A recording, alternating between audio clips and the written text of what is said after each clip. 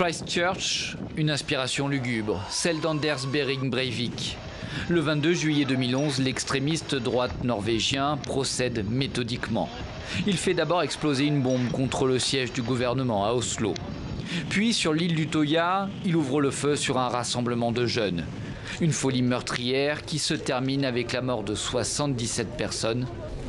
Breivik, capturé vivant, continuera d'afficher son idéologie néo-nazie durant tout son procès. Le néonazisme en pleine résurgence aussi aux États-Unis. L'élection de Donald Trump décomplexe son électorat proche de l'extrême droite, qui s'affiche désormais au grand jour.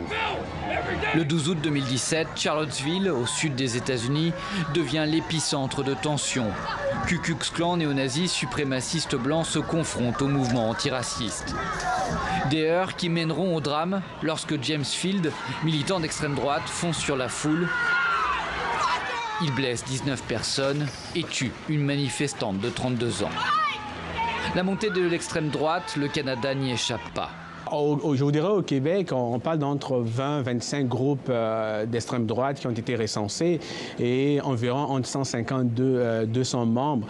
Il s'agit principalement des groupes qui ont un discours, je dirais, anti-immigration, un discours plus ou moins néo-nazi, religieux, etc.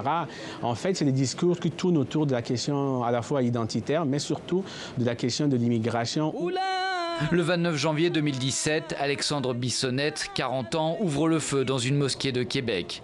Il tue 6 personnes de sang-froid. C'est alors la pire attaque en Occident contre des musulmans. Capturé vivant comme Breivik, il sera condamné à la perpétuité. Un drame qui fait désormais écho à Christchurch, dernier fait d'armes morbides du terrorisme d'extrême droite.